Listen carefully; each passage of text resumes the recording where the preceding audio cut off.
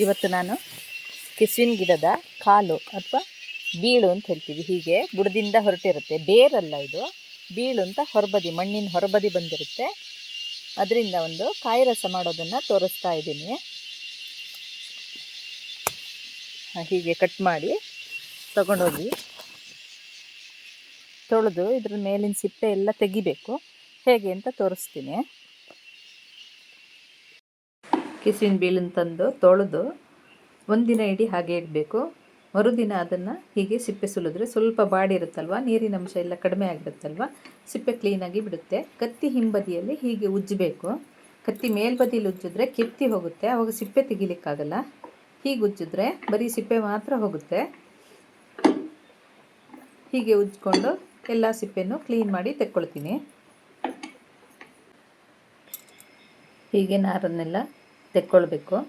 ಯಾವುದಾದ್ರೂ ಬದಿ ಸ್ವಲ್ಪ ನಾರು ಉಳಿದಿದ್ದರೆ ಮತ್ತೊಂದು ಸ್ವಲ್ಪ ಉಜ್ಜಿದ್ರೆ ಅದು ಹೋಗಿಬಿಡುತ್ತೆ. ನೋಡಿ, ಈ ಬದಿಯಲ್ಲಿ ಉಳಿದಿದೆ, ಅದನ್ನು ಇನ್ನೊಂದು ಸತಿ ಉಜ್ಜ್ತೀನಿ, ಅವಾಗ ನೀಟಾಗಿ ಹೋಗುತ್ತೆ. ನಾರು ತೆಗೆದಾದ್ಮೇಲೆ ಅದನ್ನು ಹೀಗೆ ಬೀನ್ಸ್ ಎಲ್ಲ ಕಟ್ ಮಾಡ್ಕೊಳ್ತೀವಲ್ಲ, ಆ ಥರ ಇಷ್ಟಿಷ್ಟುದ್ದಕ್ಕೆ ಕಟ್ ಮಾಡ್ಕೊಳ್ಬೇಕು.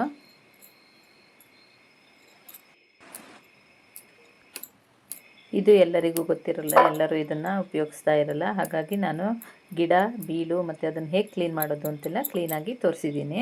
ಗೊತ್ತಿಲ್ಲದಿದ್ದವರು ನೋಡಿ ತಿಳ್ಕೊಳ್ಬೋದು. ಕಾಯಿ ರಸ ಮಾಡಲಿಕ್ಕೆ ಕಾಯಿ ಸ್ವಲ್ಪ ಬೇಕು, ಅದನ್ನು ತೆಗೆದುಕೊಳ್ತಾ ಇದ್ದೀನಿ. ಇವತ್ತು ನಾನು ಕೆಸುವಿನ ಬೀಳಿಂದ ಅಥವಾ ಕೆಸುವಿನ ಕಾಲು ಅಂತಲೂ ಹೇಳ್ತೀವಿ, ಅದರಿಂದ ಕಾಯಿ ರಸ ಮಾಡ್ತಿದ್ದೀನಿ. ಅದಕ್ಕೆ ಈ ಥರ ಹೆಚ್ಚಿಟ್ಕೊಂಡಿದ್ದೀನಿ. ಅದಕ್ಕೆ ಏನೇನು ಬೇಕು ಅಂತ ಹೇಳ್ತೀನಿ. ಕಡಲೆಬೇಳೆ, ಉದ್ದಿನಬೇಳೆ, ಸಾಸಿವೆ, ಜೀರಿಗೆ, ಹಸಿಮೆಣಸು, ಕರಿಬೇವಿನ ಸೊಪ್ಪು, ತೆಂಗಿನ ತುರಿ, ಲಿಂಬೆಹಣ್ಣು ಬೇಕು. ಮೊದಲಿಗೆ ಕೆಸುವಿನ ಬೀಳು ಹೀಗೆ ಹೆಚ್ಚಿಟ್ಕೊಂಡಿದ್ದೀನಲ್ಲ, ಅದಕ್ಕೆ ಉಪ್ಪು ನೀರು ಹಾಕಿ ಚೆನ್ನಾಗಿ ತೊಳ್ಕೊಳ್ಬೇಕು. ಕಲ್ಲುಪ್ಪು ಮತ್ತು ನೀರು ಹೀಗೆ ಹಾಕಿ ಚೆನ್ನಾಗಿ ತಿಕ್ಕಿ ತೊಳಿಬೇಕು. ಹೀಗೆ ತೊಳೆಯೋದ್ರಿಂದ ಇದ್ರ ಮೇಲೆ ಏನಾದರೂ ಸಿಪ್ಪೆ ಉಳಿದಿದ್ದರೆ ಅದೆಲ್ಲ ಹೋಗಿಬಿಡುತ್ತೆ. ಹೀಗೆ ಕ್ಲೀನಾಗಿ ತೊಳ್ಕೊಳ್ಬೇಕು. ಕ್ಲೀನ್ ಆಯಿತು. ಈ ನೀರು ಚೆಲ್ತೀನಿ. ಇದನ್ನೀಗ ಒಗ್ಗರಣೆ ಮಾಡ್ಕೊಳ್ಬೇಕು. ಹೇಗೆ ಮಾಡೋದು ತೋರಿಸ್ತೀನಿ.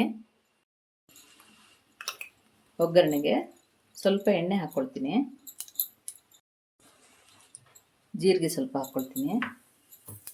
ಸಾಸಿವೆ, ಇದು ಹೋಳು ಬೇಯಲಿಕ್ಕೆ ಹಾಕಲಿಕ್ಕೆ.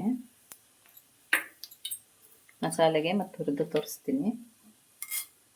ಉದ್ದಿನಬೇಳೆ, ಹಸಿಮೆಣಸು ಸಿಗ್ದ ಹಾಕ್ಕೊಂಡಿದ್ದೀನಿ. ಕರಿಬೇವಿನ ಸೊಪ್ಪು, ಇದಕ್ಕೀಗ ಹೋಳು ಎತ್ಕೊಂಡಿದ್ದೀನಲ್ಲ ಅದನ್ನೆಲ್ಲ ಹಾಕ್ಕೊಳ್ತೀನಿ.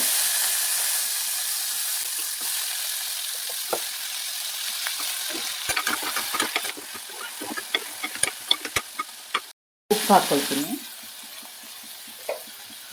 ಸ್ವಲ್ಪ ಹುಣಸೆ ಹಣ್ಣಿನ ರಸ ಹಾಕ್ಕೊಳ್ತೀನಿ. ಕೆಸುವಿನ ಯಾವುದೇ ಪದಾರ್ಥ ಮಾಡುವಾಗಲೂ ಬೇಯುವಾಗ ಹುಳಿ ಹಾಕ್ಕೊಳ್ಬೇಕು, ಇಲ್ಲ ಅಂದರೆ ಅದು ತುರ್ಚೆ ಆಗುತ್ತೆ, ಬಾಯಿ ತುರ್ಚುತ್ತೆ. ಹಾಗಾಗಿ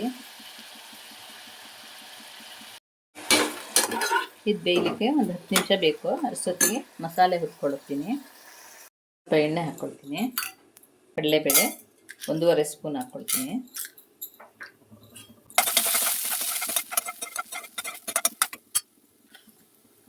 ಉದ್ದಿನಬೇಳೆ 1.5 ಸ್ಪೂನು.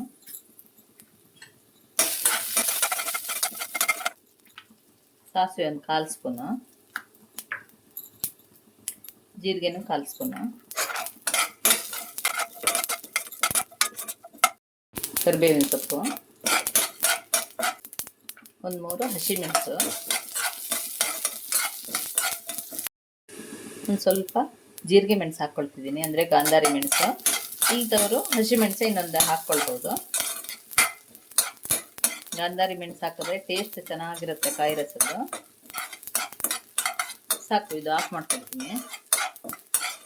ತುರಿ ಹಾಕ್ಕೊಳ್ತೀನಿ. ಚೂರು ಅರಿಶಿನ ಹಾಕ್ಕೊಳ್ತೀನಿ.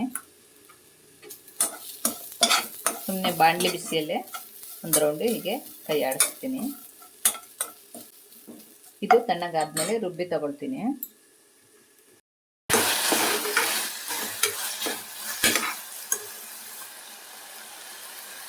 ಹೋಳು ಬೆಂದಿದೆ, ಸಾಕು.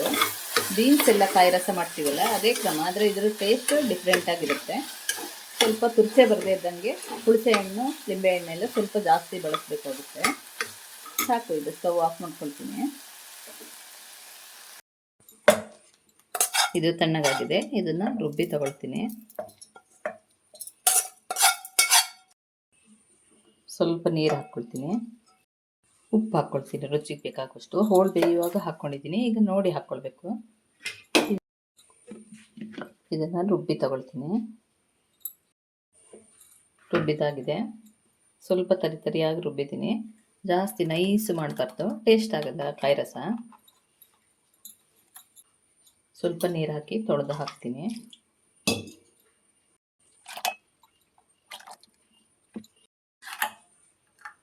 ಕಾಯಿ ರಸ ಈ ಹದದಲ್ಲಿದ್ದರೆ ಸರಿಯಾಗುತ್ತೆ, ಇದಕ್ಕೆ ಹೋಳು ಸೇರಿಸಿದಾಗ ಕರೆಕ್ಟ್ ಆಗುತ್ತೆ. ಈಗ ಇದಕ್ಕೆ ಲಿಂಬೆಹಣ್ಣು ಹಿಂಡ್ಕೊಳ್ಬೇಕು. ಲಿಂಬೆಹಣ್ಣನ್ನು ಹೀಗೆ ಸ್ವಲ್ಪ ಉಜ್ಜಿ ತಗೊಂಡ್ರೆ ರಸ ಹಿಂಡಲಿಕ್ಕೆ ಸುಲಭ ಆಗುತ್ತೆ.